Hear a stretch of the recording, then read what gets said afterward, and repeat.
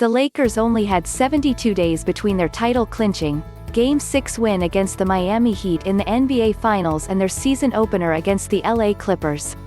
It's the shortest turnaround in modern sports history, and it made it hard to predict how the team would start out of the gate. So far, the answer is, almost shockingly well.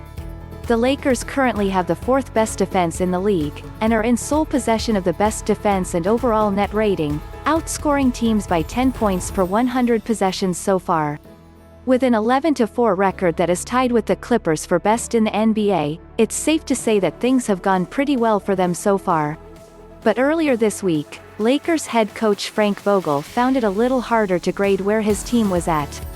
It's hard to answer that from the standpoint of I wasn't sure what to expect from our guys that played in the finals last year, Vogel said.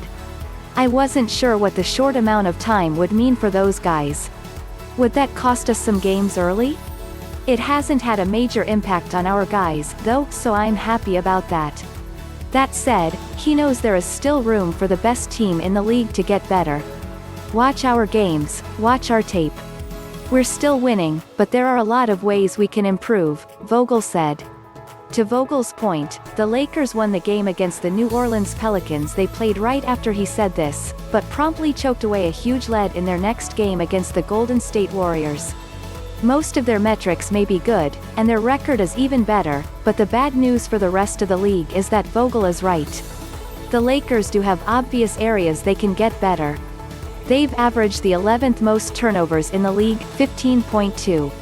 They're middle of the pack in free throw percentage, 75.4%.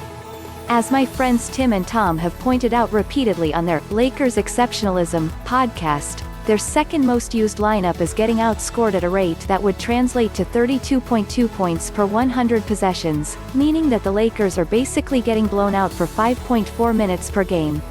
That may not sound like a lot, but it translates to the Lakers essentially tying one hand behind their back for half a quarter.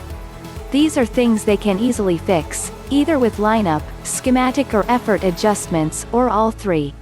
More than all that, this team is clearly not even fully engaged consistently yet, and have essentially sleepwalked to the best record in the league. Just imagine how much they can improve when they lock in on a regular basis.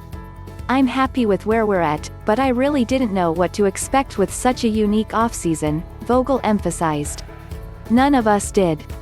But one thing we all can expect is continued improvement as the schedule normalizes and players begin to ramp back up. For more Lakers talk, subscribe to the Silver Screen and Roll podcast feed on iTunes, Spotify, Stitcher or Google Podcasts.